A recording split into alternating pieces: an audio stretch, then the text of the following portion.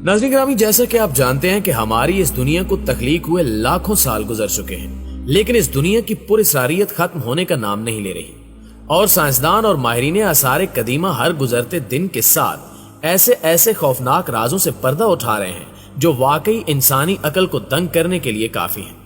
लेकिन आज की वीडियो में हम आपको माहिरीन आसार कदीमा की हजारों कोशिशों के बाद बरामद होने वाले चंद अजीबो गरीब ढांचे और नमूने दिखाएंगे जिनको देखकर आप यकीन नहीं करेंगे, लेकिन आपको यकीन करना पड़ेगा क्योंकि ये हकीकत है।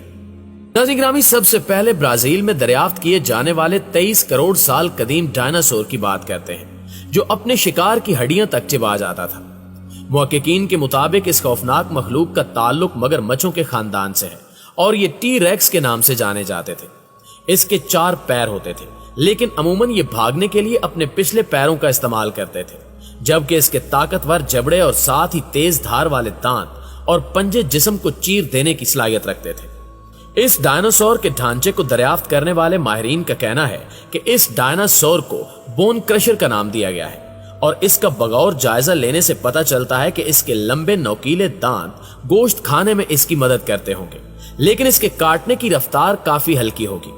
लिहाजा ये कहा जा सकता है कि ये शायद मुर्दा जानवर ही खाता होगा।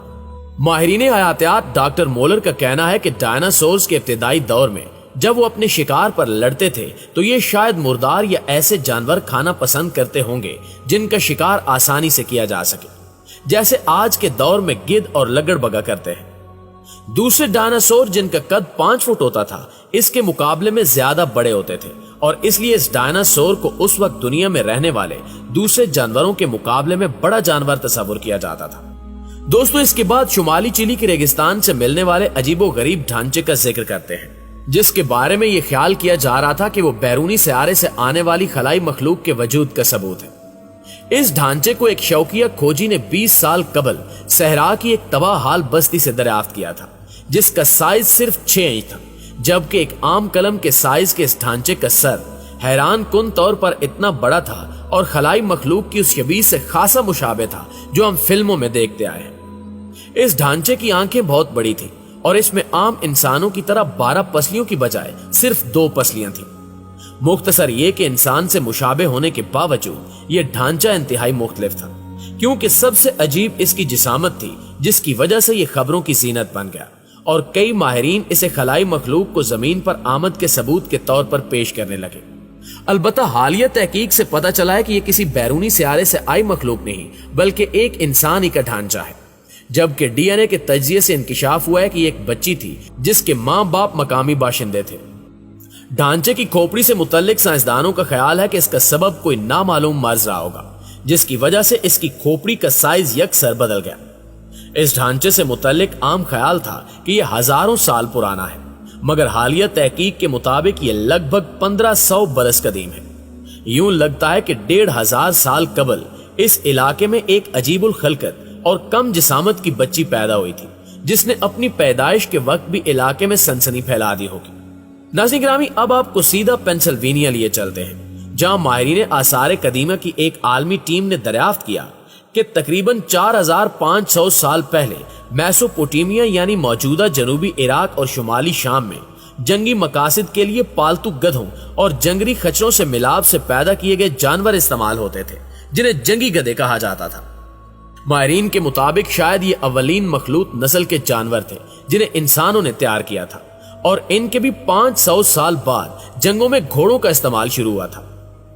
मेसोपोटामिया से मिलने वाली कदीम तख्तियों पर बनी अलामाती तस्वीर, जानवरों के ढांचों और दूसरी दस्तावेजात पर तहकीक से मालूम हुआ कि इन्हें कुंगा कहा जाता था और ये जंग में 2 पहियों वाली जंगी गाड़ी को खींचने में इस्तेमाल किए जाते थे, जबकि आसार कदीमा के दूसरे शवाहिद से यह भी पता चला है कि कुंगा बहुत ताकतवर थे और तेजी से दौड़ने की सलाहियत रखते थे।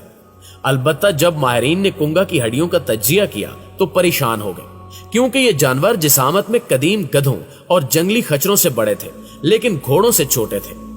सवाल ये पैदा होता है कि अगर ये घोड़ा, गधा या जंगली खच्चर नहीं था तो फिर कुंगा आखिर कौन सा जानवर था?